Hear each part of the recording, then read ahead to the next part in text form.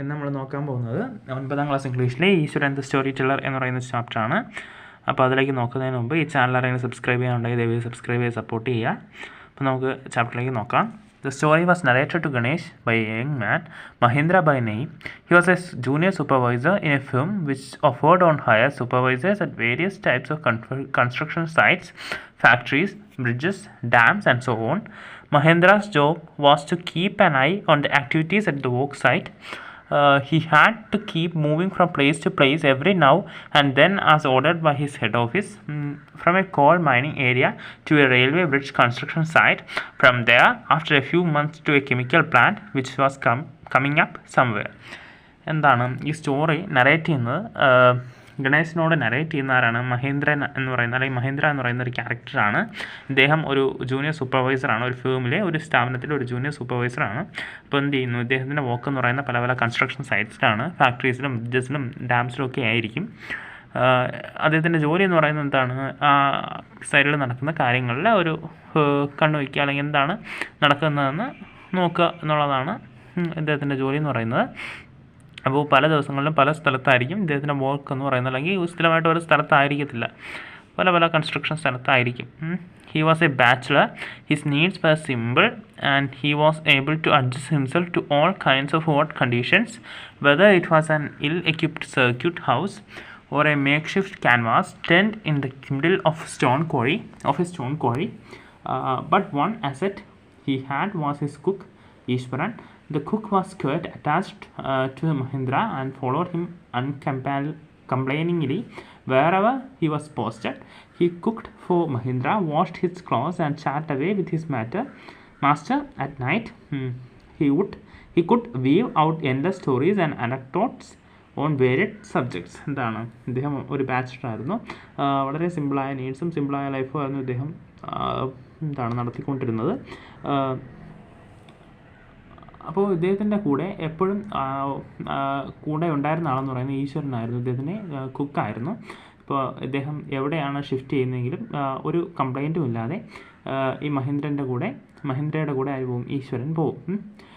ഈശ്വരൻ മഹേന്ദ്രയ്ക്ക് വേണ്ടി കുക്ക് ചെയ്യുമായിരുന്നു, ക്ലോത്ത്സ് വാഷ് ചെയ്യുമായിരുന്നു. അതുപോലെ തന്നെ ഈ മാസ്റ്ററുമായിട്ട് വൈകുന്നേരങ്ങളിൽ സംസാരിച്ചൊക്കെ ഇരിക്കുമായിരുന്നു. അപ്പോൾ ഈ ഈശ്വരൻ്റെ ഒരു കഴിവ് എന്താണെന്ന് വെച്ചാൽ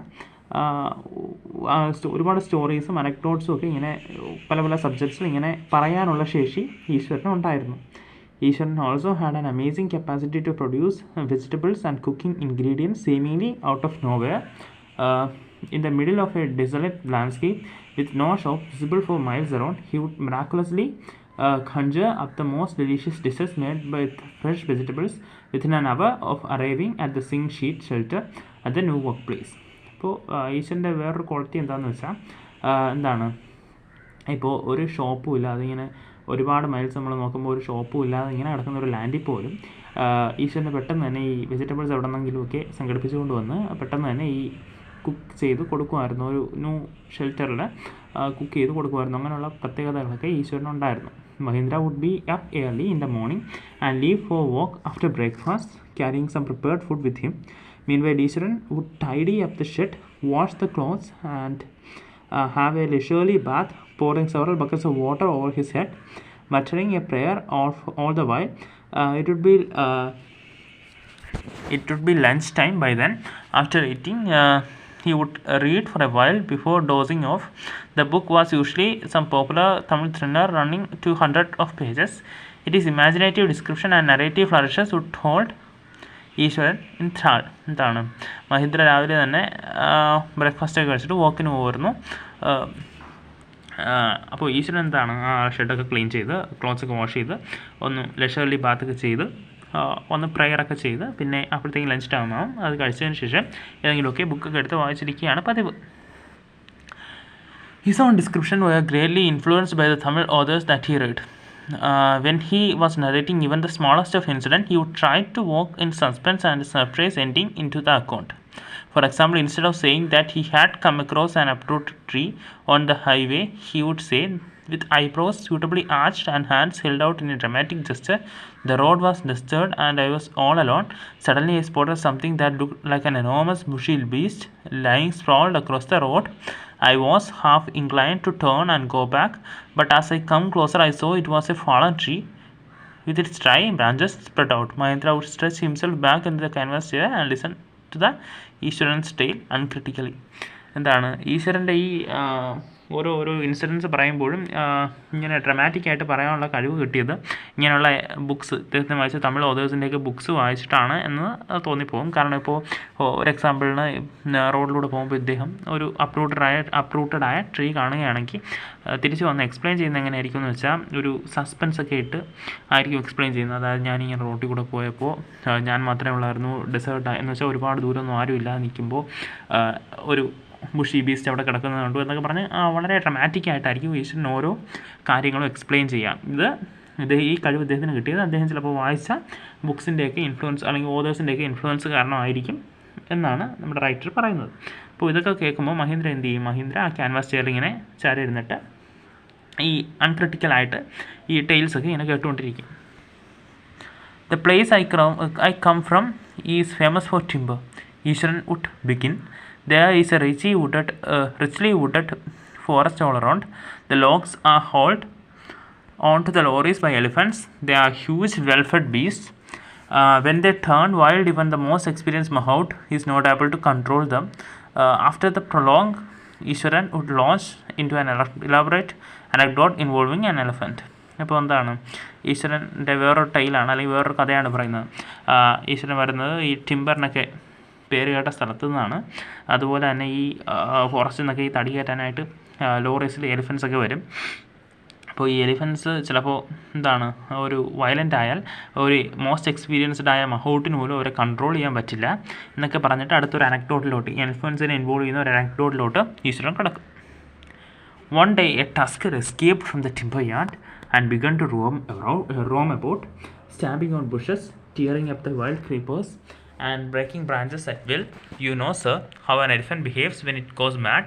Ishwaran would get so caught up in the excitement of his own story.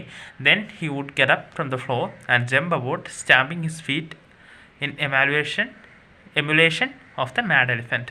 ഇപ്പോൾ എന്താണ് അടുത്ത അനക്ഡോട്ട് എന്ന് പറയുന്നത് എന്താണ്? ഒരു ദിവസം ഈ എലിഫൻറ്റ് ഇങ്ങനെ ഒരു ടിമ്പർ യാർഡിൽ നിന്നൊക്കെ ഇങ്ങനെ രക്ഷപ്പെട്ടു, എന്നെ ഭയങ്കര വയലൻ്റ് ആയിട്ട് അതിങ്ങനെ ഇങ്ങോട്ടും ഇങ്ങോട്ടും ഒക്കെ റോം ചെയ്യുന്നുണ്ടെന്നൊക്കെ പറഞ്ഞ് അതേപോലുള്ള ഒരു ഡ്രമാറ്റിക് എക്സ്പ്ലനേഷൻ അല്ലെങ്കിൽ ഒരു സ്റ്റോറിയാണ് ഈശ്വരൻ എപ്പോഴും പുട്ട് ഫോർവേഡ് ചെയ്യുക, അല്ലെങ്കിൽ ഒരു കഥ പറയുന്ന കണക്കാണ് ഓരോ ഇൻസിഡൻസ് പറയാറ്. The elephant reached the outskirts of our town, breaking the fences down like matchsticks. He would continue. It came into the main road and smashed all the stores selling fruits, mud pots and clothes. People ran helter-skelter in panic. The elephant now entered a school ground where children were playing, breaking through the brick wall. All the boys ran into the classroom and shut the doors tight. The beast grunted and wandered about, pulling out the football goalpost, tearing down the old ball net, kicking and flattened the drum kept up for water and uprooting the shrubs. Meanwhile, all the teachers had climbed up to the terrace of the school building, from there they helplessly watched the depredations of the elephant. There was not a soul below on the ground. The streets were empty, as if the inhabitants of the entire town had suddenly disappeared. എന്താണ് പറയുന്നത്? Elephant ഇങ്ങനെ അതിനുശേഷം ഈ ടൗണിൻ്റെ ഔട്ട്സ്കേർട്സിലേക്ക് വന്നിട്ട് അവിടുത്തെ ആ മതിലുകളും വേലികളും എല്ലാം പിഴുതെറിഞ്ഞു. ആൾക്കാരുടെ കടകൾ, ഫ്രൂട്ട്സ്, മഡ് പോട്ട്സ്, ക്ലോത്ത്സ് എല്ലാ സ്റ്റോൾസും ഇങ്ങനെ നശിപ്പിച്ച് കളഞ്ഞു. പിന്നെ സ്കൂൾ ഗ്രൗണ്ടിലേക്ക് സ്കൂളിൻ്റെ മതിലൊക്കെ ഇടിച്ചിട്ട് സ്കൂൾ ഗ്രൗണ്ടിലേക്ക് കയറി. അപ്പോൾ ബോയ്സ് എല്ലാം ക്ലാസ് റൂമിനകത്ത് പോയി കഥകളൊക്കെ അടച്ചിരിക്കുകയാണ്. ഫുട്ബോൾ ഗോൾ പോസ്റ്റും അതുപോലെ തന്നെ വോളിബോൾ നെറ്റുമൊക്കെ ഇത് നശിപ്പിച്ചു. അല്ലാതെ അവിടെയുള്ള എല്ലാ വാട്ടർ ഡ്രംസും അങ്ങനെയുള്ള കാര്യങ്ങളെല്ലാം ഈ എലിഫൻറ്റ് നശിപ്പിച്ചു. എന്താണ് പുറത്തേക്ക് ഇറങ്ങാൻ വയ്യാതെ ഈ ടീച്ചേഴ്സൊക്കെ സ്കൂളിൻ്റെ ടെറസിലേക്ക് കയറി നിന്നു അവിടെ നിന്ന് ഹെൽപ്ലെസ് ആയിട്ട് നോക്കി എന്നൊക്കെയാണ് അദ്ദേഹം പറയുന്നത്. അതായത് ഒരു ആ എലിഫൻറ്റ് വന്നിട്ട് ആ സ്കൂളിൻ്റെ ആ ഗോൾ പോസ്റ്റ് എല്ലാം നശിപ്പിച്ചു എന്ന് പതുക്കെ പറയുന്നതിന് അല്ലെങ്കിൽ സ്ട്രേറ്റ് ഫോർവേഡായിട്ട് പറയുന്നതിന് പകരം ഈശ്വരൻ കുറച്ച് സ്റ്റോറി ടെല്ലിങ് ആ ഒരു ലെവലിലാണ് ഓരോ ഇൻസിഡൻസും പറയാറ്. I was studying in the junior class at that time and was watching the whole drama from the rooftop. I don't know what came over me suddenly. I grabbed a cane from the hands of one of the teachers and ran down the stairs into the open. The elephant grunted and menacingly swung a branch of tree which it held in its trunk. It stamped its feet kicking up a lot of mud and dust. I looked frightening, but I moved slowly towards it, stick in hand. People were watching the scene, hypnotized from the nearby housetops. The elephant looked at me red-eyed, ready to rush towards me. He lifted its tongue and trumpeted loudly. At that moment, I moved forward and, mustering all my force, walked its third toenail on the quick. The beast looked stunned for a moment, then it shivered from head to feet and collapsed. എന്താണ് പറയുന്നത്, ആ സമയത്ത് ഈ elephants ഇങ്ങനെയുള്ള incident ഒക്കെ നടന്ന സമയത്ത് ഈ ഈശ്വരൻ അങ്ങനെ സ്കൂളിൽ നിൽക്കുകയായിരുന്നു. അപ്പോൾ എന്ത് ചെയ്തു, ടീച്ചറിൻ്റെ കയ്യിൽ നിന്ന് ആ കമ്പ് എടുത്തുകൊണ്ട് വന്ന്, അല്ലെങ്കിൽ ഒരു കെയിൻ, ഒരു ചൂരിലെടുത്തുകൊണ്ട് വന്നിട്ട് ഇങ്ങനെ താഴേക്ക് വരികയാണ്. അപ്പോൾ എല്ലാ കുട്ടികളും എല്ലാവരും ഇങ്ങനെ പേടിച്ച് നിൽക്കുകയാണ്. ഈ എലിഫൻ്റെ അടുത്തേക്ക് പോകുന്ന കണ്ടിട്ട് ഈശ്വരന് ചെറിയ പേടിയൊക്കെ ഉണ്ടായി. അപ്പോൾ ഈ എലിഫൻ്റ് ഈശ്വരൻ അറ്റാക്ക് ചെയ്യാൻ വേണ്ടിയുള്ള ഒരു ലെവലിൽ നിൽക്കുന്ന സമയത്ത് ഈശ്വരൻ എന്ത് ചെയ്തു, പതുക്കെ ചെന്നിട്ട് എലിഫൻറ്റിൻ്റെ തേർഡ് ടോനൈലിൽ ഒന്ന് അടിച്ചു. അപ്പോൾ ഇത് കണ്ട് ഞെട്ടി എലിഫന്റ് എന്ത് ചെയ്തു, പേടിച്ച് വിറച്ച് താഴേക്ക് കൊളാപ്സ് ചെയ്തു എന്നാണ് ഈശ്വരന്റെ കഥ. At this point, Ishran would leave the story unfinished and get mumbling, "I will be back after lighting the gas and warming up the dinner." Mahendra would have been listening with rapt attention, would be left hanging. When he returned, Ishran would not pick up the thread of the story right away. Mahendra would have to remind him that the conclusion was pending, while a veterinary doctor was summoned to revive the animal. Ishran would strung casually. 2 days later, it was led away by its mahout to the jungle. അപ്പോൾ ഇത്രയും പറഞ്ഞ് നിർത്തിയിട്ട് ഈ story finish ചെയ്യാതെ ഈശ്വരൻ എന്ത് ചെയ്യാൻ പോകും, ഈശ്വരൻ പറയും എനിക്ക് ഗ്യാസ് ലൈറ്റ് ചെയ്യണം, എനിക്ക് ഡിന്നർ ചൂടാക്കണം എന്നൊക്കെ പറഞ്ഞിട്ട് പോകും. അപ്പോൾ മഹീന്ദ്ര ഇത്രയും നേരം ഈ കഥയെ ആലോചിച്ചുകൊണ്ട് നിൽക്കുകയാണ്. തിരിച്ചു വരുമ്പോൾ ഈശ്വരൻ ഡയറക്റ്റായിട്ട് ഈ കഥ പറഞ്ഞു തുടങ്ങില്ല.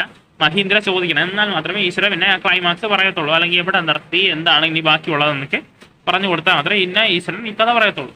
അങ്ങനെ ഈശ്വരൻ പറയുന്നത് എന്താണ്, അതിനുശേഷം ഒരു വെറ്ററിനറി ഡോക്ടറെ വിളിച്ചു. അതിനുശേഷം അതെല്ലാം റെഡിയായി ഓക്കെ ആയതിനു ശേഷം 2 ദിവസം കഴിഞ്ഞ് ഈ ഒരു മഹൗട്ടിൻ്റെ ഒരു എലിഫൻറ്റിൻ്റെ മഹൗട്ടിൻ്റെ സഹായത്തോടു കൂടി അതിനെ ജംഗിളിലേക്ക് പറഞ്ഞു വിട്ടു. Well, how did you manage to do it Eshwaran? How did you bring down the beast? അപ്പോൾ മഹേന്ദ്ര ചോദിക്കുകയാണ്, എങ്ങനെയാണ് നീ ചെയ്തത്, എങ്ങനെയാണ് ആ ബീസ്റ്റിനെ നീ നിലയ്ക്ക് നിർത്തിയത്? It has something to do with the Japanese art. I think, sir, karate or jujitsu it's called. I had read about it somewhere. I temporarily paralyzed the nerve system, you see. അത് ഒരു Japanese art ഫോമാണ് sir. കരാട്ടയോ ജൂജിറ്റ്സോ എന്തൊക്കെയാണ് അതിനെ വിളിക്കുന്ന പേര്. അത് എന്താണ്, മനുഷ്യൻ്റെ നെർവസ് സിസ്റ്റമിനെ ടെമ്പററി ആയിട്ടൊന്ന് പാരലൈസ് ചെയ്യും, അതാണ് സംഭവം. Not a day pass without Eshwaran recounting some story packed with adventure, horror and suspense. Whether the story was credible or not, Mahendra enjoyed listening to it because of the inimitable way in which it was told.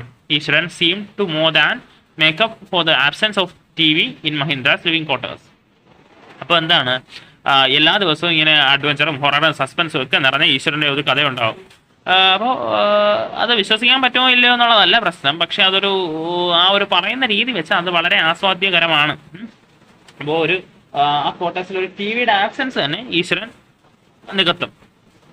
One morning when Mahendra was having breakfast, Ishwaran asked, "Can I make something special for dinner today, sir? After all, today is an auspicious day. According to tradition, we prepare various delicacies to feed the spirits of our ancestors today, sir."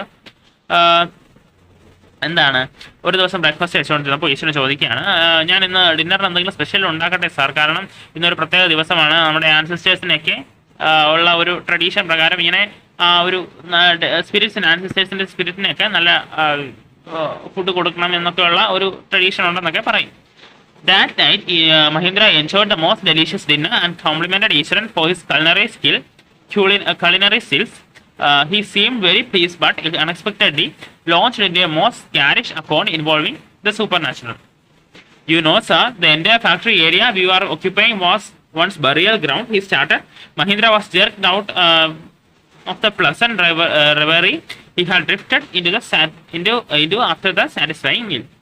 അപ്പോൾ ആ ദിവസം വളരെ delicious ആയ ആഹാരമാണ് നമ്മുടെ മഹേന്ദ്ര കഴിച്ചത്. അത് കാരണം ഈശ്വരനെ ഒന്ന് കോംപ്ലിമെൻ്റ് ഒക്കെ ചെയ്യുന്നുണ്ട്. അതിനുശേഷം എന്താണ്, ഈശ്വരൻ വേറൊരു സ്റ്റോറി പറയാൻ തുടങ്ങിയാണ്. സാർ, നമ്മൾ താമസിക്കുന്ന സ്ഥലം പണ്ടൊരു ബറിയൽ ഗ്രൗണ്ട് ആയിരുന്നു എന്നൊക്കെ പറഞ്ഞ് അത് ആരംഭിക്കുകയാണ്. I know on the first day itself when I saw a human skull lying on the path, when now I come across a number of skulls and bones, Ishwaran continued. അതെനിക്ക് ആദ്യ ദിവസം തന്നെ അറിയാമായിരുന്നു സാർ. കാരണം ഞാൻ വന്നപ്പോൾ ഒരു human skull കണ്ടിട്ടുണ്ടായിരുന്നു. പിന്നെ അതിനുശേഷം ഞാൻ ഒരുപാട് സ്കൾസും ബോൺസും ഒക്കെ കണ്ടെത്തി. He went on to narrate how he sometimes saw ghosts at night. I am not easily frightened by these things, sir. I am a brave fellow, but one horrible ghost of a woman which appears off and on at midnight during the full moon.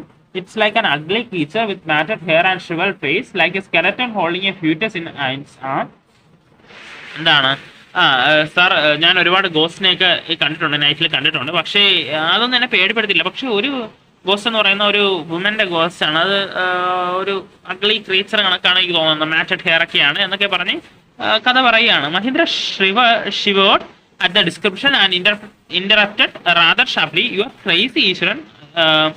There are no such things as ghost and spirit. It is all figment of our imagination. Get your digestive system examined and maybe your heart as well. You are talking nonsense. എന്താണ് നിനക്ക് വട്ടാണോ ഈശ്വരൻ? അങ്ങനെയൊന്നും ഇല്ല. എന്താണ് അതൊക്കെ ഒരു തോന്നൽ മാത്രമാണ്, അങ്ങനെയൊന്നും ഇല്ല. യഥാർത്ഥം അതൊരു ഇമാജിനേഷനാണ്. നീ നാളെ തന്നെ ഒന്ന് പോയി ചികിത്സിക്കണം, അല്ലെങ്കിൽ എന്തെങ്കിലും ഒന്ന് പരിശോധിക്കണം എന്നൊക്കെ പറയുകയാണ്. He left the room and retired for the night, expecting Ishwaran to sulk for a couple of days.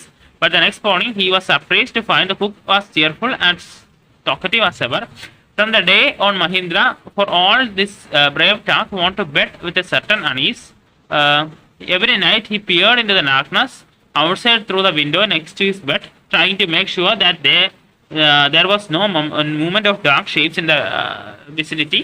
But he could only see a sea of darkness with the twinkling lights of the factory miles away.